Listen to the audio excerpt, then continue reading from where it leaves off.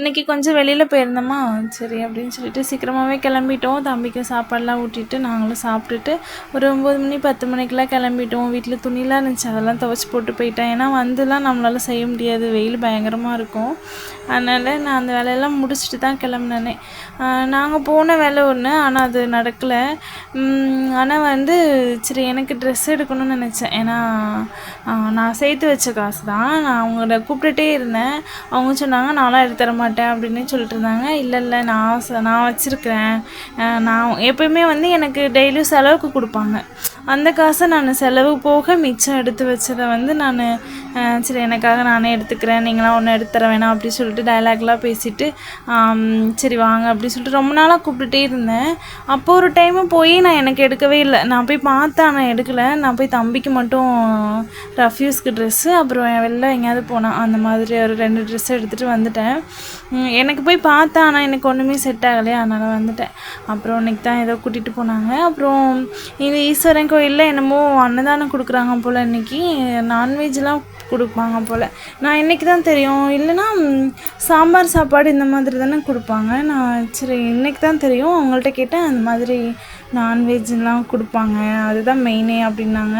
சரி அப்படின்னு சொல்லிட்டு நாங்களாம் அப்படியே கிளம்பிட்டோம். நாங்கள் சாமி கும்பிட்றது இல்லையா, அதனால் அங்கெல்லாம் போகலை. சும்மா அப்படியே ஆனால் எப்பயுமே நாங்கள் அந்த சைடு போனால் நான் கையெடுத்து கும்பிடாமல் வரமாட்டேன். ஆனால் சும்மா தூரத்துலேருந்தே பார்த்து, ஆனால் ரோட்டில் போகிறவங்க அனைத்து பேருமே லைட்டாக வண்டியை ஸ்லோ பண்ணி கும்பிட்டுட்டு தான் போவாங்க.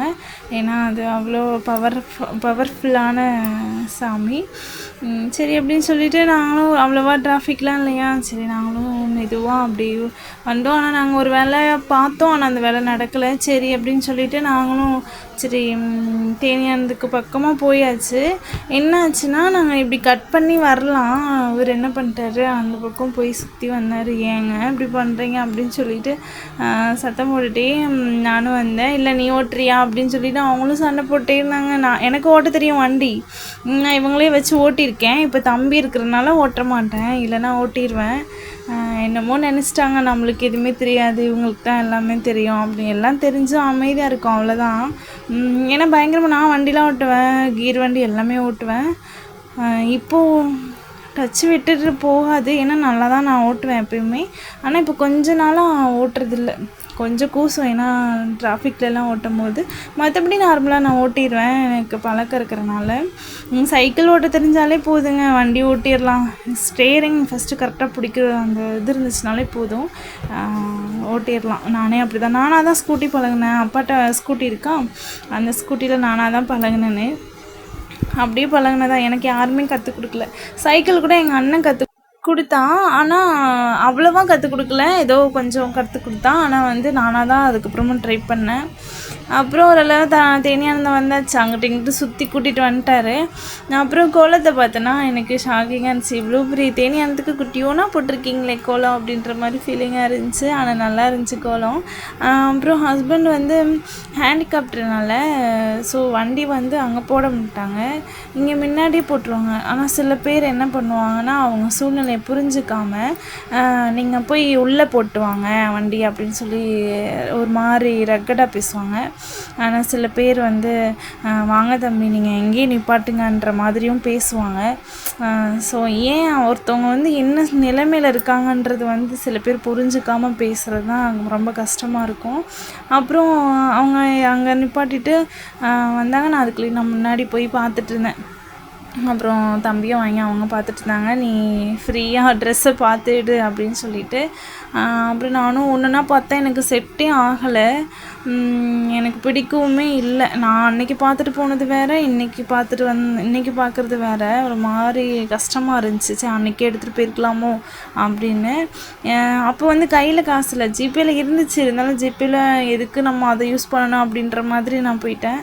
அப்புறம் இந்த ஒரு 3 சுடிதாரை மனசு பிடிக்காம தான் ஏதோ ஓகே வந்ததுக்கு எடுத்துகிட்டு போகணுமே அப்புறம் திருப்பிலாம் கூப்பிட்டாங்கன்னா வரமாட்டாங்க அப்படின்னு சொல்லிட்டு சரி இருக்கிறதாவது எடுத்துகிட்டு போகலாம் அப்படின்னு சொல்லிட்டு இதில் எனக்கு இதுதான் பிடிச்சிருந்துச்சு ஓரளவுக்கு.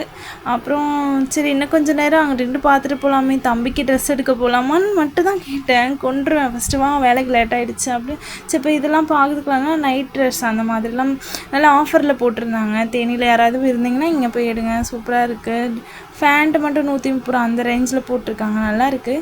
எனக்கெல்லாம் போகணும் ஆசை தான், ஆனால் எனக்கெல்லாம் செட் ஆகாது, வீட்டில் ஒத்துக்க மாட்டாங்க. சரி அப்படின்னு சொல்லிட்டு நானும் விட்டுட்டேன். அப்புறம் அதெல்லாம் பார்த்துட்டு வெளில வந்தோமா, நான் எப்போயுமே வெளில வந்து அந்த கடைக்கெலாம் ஏதாவது வாங்கி சாப்பிடணுன்னு ஆசையாக இருக்கும். ஆனால் வந்து ரொம்ப ரேட்டு அதிகமாக போடுவாங்களா, இருந்தாலும் வாங்கி சாப்பிடணுன்னு ஆசையாக இருக்கும். இந்த காலிஃப்ளவர் சில்லி இதெல்லாம் அப்படி கேட்டோமா, எதுவுமே இல்லைன்னு சொல்லிட்டாங்க. இருக்குது, நீங்கள் அங்கே போய் டோக்கன் வாங்கிட்டு வாங்க அப்படின்னு சொல்லிட்டாங்க. எங்களுக்கு டென்ஷன் ஆகிடுச்சு. அங்கே போய் டோக்கன் வாங்கிட்டு வந்து மறுபடியும் கொடுத்து அது 7 வேலை பார்க்குறதுக்கு நம்ம எப்பயும் போகிற பேக்கரிக்கே போயிடலாம் அப்படின்னு சொல்லிட்டு கிளம்பிட்டோம். ஆனால் அங்கே போய் நாங்கள் எப்பயும் போன பேக்கரிக்கெலாம் போகலை. நாங்கள் பேசாமல் வீட்டுக்கு கிளம்பி வந்துட்டோம். சரி என்ன சாப்பிட்றது, வீட்டுக்கே போகலாம் அப்படின்னு சொல்லிட்டு, ஏன்னா வெயிலும் ஒரு மாதிரி இருந்துச்சு, அதனால நாங்கள் வீட்டுக்கு கிளம்பி வந்துட்டோம். அப்புறம் வீட்டுக்கு வந்துட்டு தம்பி குளிக்க வச்சுட்டு ஆயில்மெண்ட்லாம் போட்டுட்டு அவனையும் தூங்க வச்சுட்டு நாங்களும் கொஞ்ச நேரம் ரெஸ்ட் எடுக்கலான்னு பார்த்தா அப்புறம் சமையல் பண்ணணும். ஏன்னா காலைல எதுவுமே பண்ணலையா, அதனால் இப்போ பண்ணணும் அப்படின்னு சொல்லிட்டு அதை பண்ணிகிட்டு இருந்தேன். அப்புறம் இன்றைக்கி கொஞ்ச நேரம் கூட தூங்கவே இல்லையா, ரொம்ப டயர்டாக இருந்துச்சு. ஓகே, நெக்ஸ்ட் வீடியோவில் பார்க்கலாம். வீடியோ பிடிச்சுன்னா லைக் பண்ணுங்கள், ஷேர் பண்ணுங்கள், சப்ஸ்கிரைப் பண்ணிக்கோங்க. டாட்டா.